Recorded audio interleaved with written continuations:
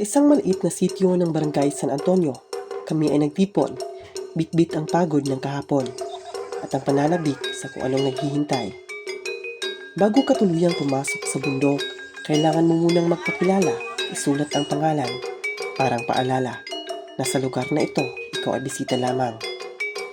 Sa gilid ng daan may isang batang nag-iigib, tahimik, payak, walang reklamo. At sa pagpasok sa gubat, dito na nagsisimula ang tunay na laban. Hindi lang sa matarik na daan, kundi sa sarili.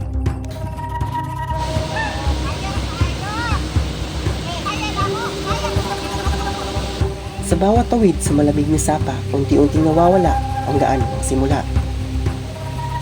Sa malayo tanaw ang kagandahan ng kabundukan, payapa, tahimik, parang walang hirap.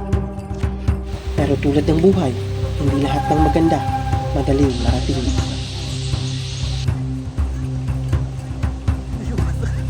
Sa gitna ng pagod, may mga sandaling tatawa ka na lang. Hindi dahil madali, kundi dahil wala ka nang magawa, kundi ngumiti. At minsan, sapat na yon para ipagpatuloy ang laban.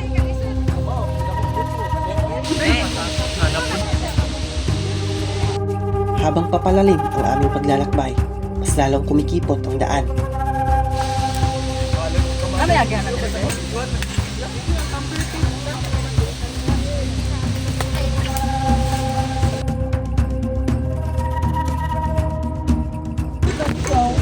Ha? Bagyo. Nandong manggod siya, din bugnaw.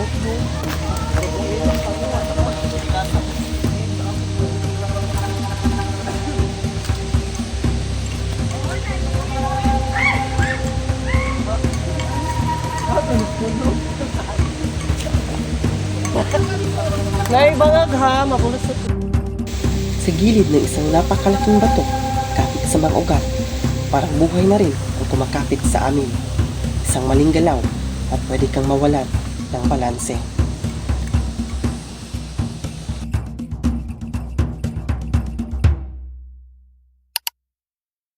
Alas 7:40 ng umaga, halos isang oras na ang nakalipas at ramdam na ang pagod sa bawat kalamnan. Pero sa ganitong mga sandali, hindi ka pwedeng huminto dahil sa bundok, walang shortcut.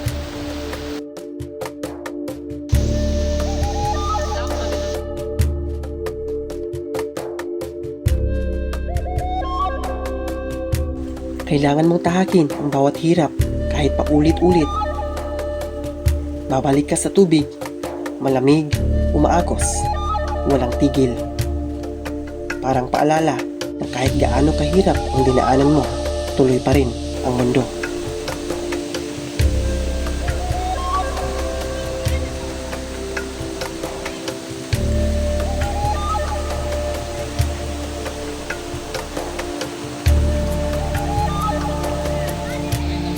Sa bawat dulas, may kamay na aalalay. Sa bawat pagod, may taong magpapaalala na hindi ka nag-iisa.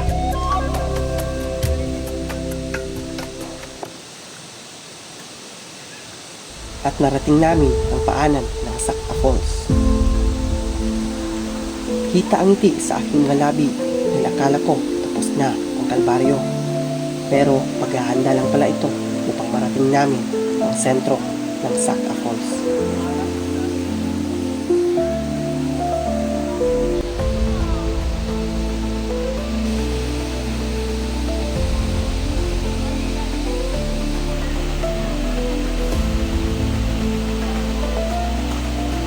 Hinamon kami ng malaking batong ito at inakyat namin na may takot.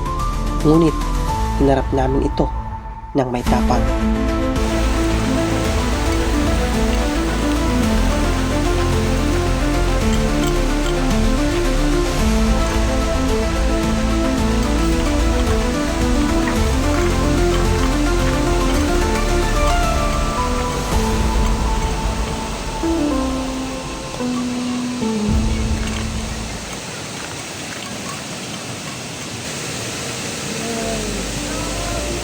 Narating ko ang sentro ng Sakta Falls, ang tagong yaman ng remedyos Trinidad Romualdez.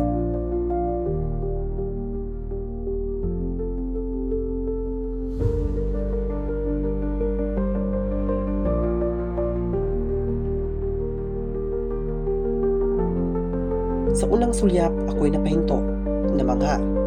Sa ganda nito, bigla nawala lahat ng pagod.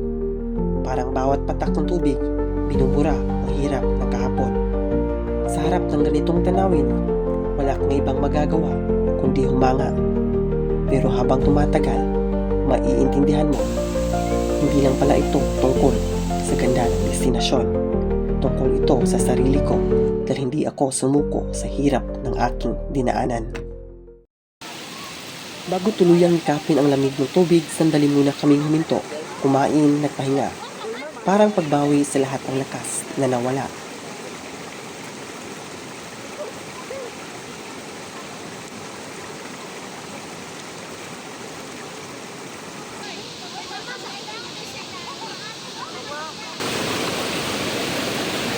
At makalipas ang ilang sandali, hinayaan na namin ang sarili na maranasan ang gantimpala. Wala pang nakakasukat kung gaano kataas at kalalim ang talon ng saka. Ngunit sa kwento ay meron na ding kinuhang buhay ang talon na ito.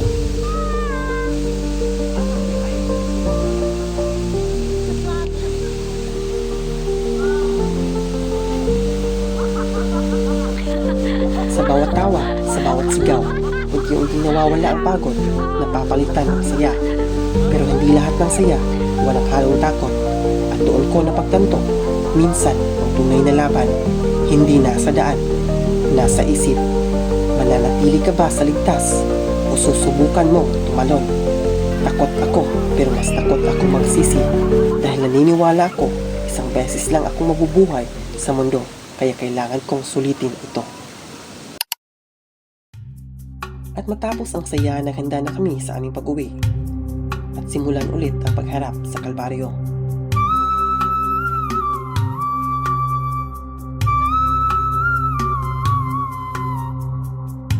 Mas naging mahirap ang daan pababa. Kailangan mong sumuot at magpadaos-dos sa malalaking bato.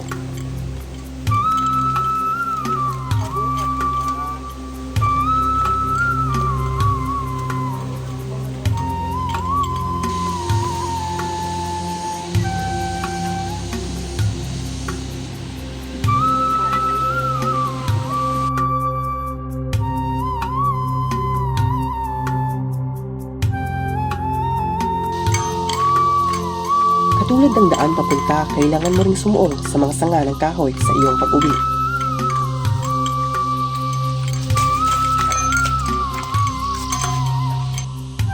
At tunay ngang nakakamangha ang mga kakaibang halaman at hayop sa bundok na ito. Kung walang tao na pupunta dito, ibon at insekto lamang ang maririnig na kumakanta sa lugar na ito.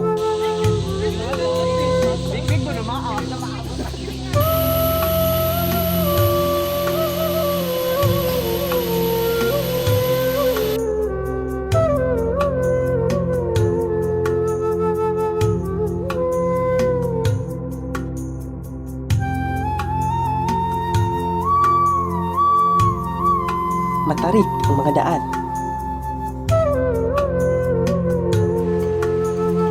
Maraming pagkakataon na kailangan mong kumapit sa mga ugat para di ka malaglag.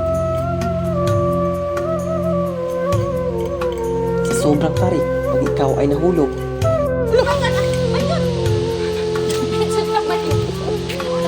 maaaring ikaw ay maging isang kwento na lamang.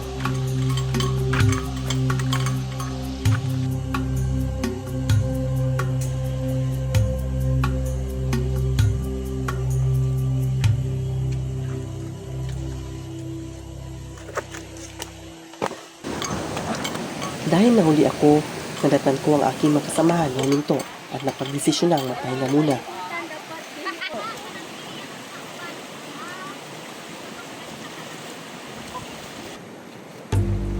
Hindi nagtagal, agad na rin kaming nagpatuloy sa aming paglalakbay.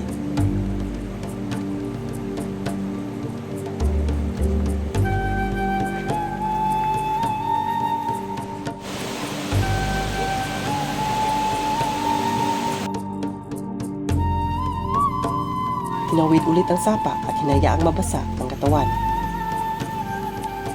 Matatarik at matutulis na bato ang kailangan mong daanan.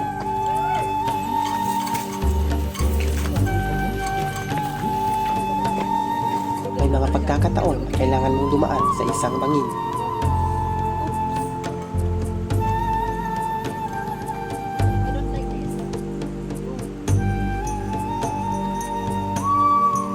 Nakakatakot.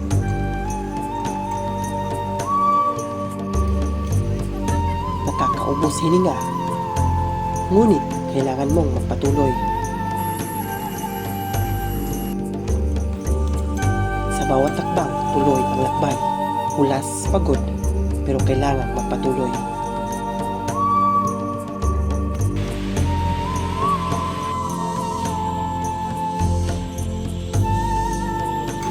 Mga mo kadiri. Ah!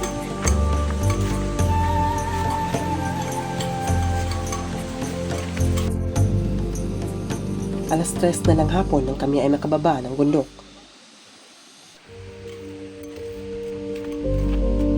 Pagod pero puno ng saya at aral. Buo ang sarili. Salamat sa aming tour guide. Sinamahan kami sa hamon ng Sakta Falls. Ang tanong ni Cara David, bakit nga ba tayo umaakyat ng bundok? Ang aking sagot, dahil sa bawat akyat, hindi lang tanawin ang ating naaabot, kundi ang isang mas buo, mas masaya, at mas kontentong sarili. Dahil tulad ng buhay, ang bundok ay hindi tungkol sa bilis ng pag-akyat, kundi sa kung paano ka nagiging mas matatag, mas marunong, at mas buo sa bawat hakbang. Ako si Merwan Justine, at ito ang Sakta Falls Adventure.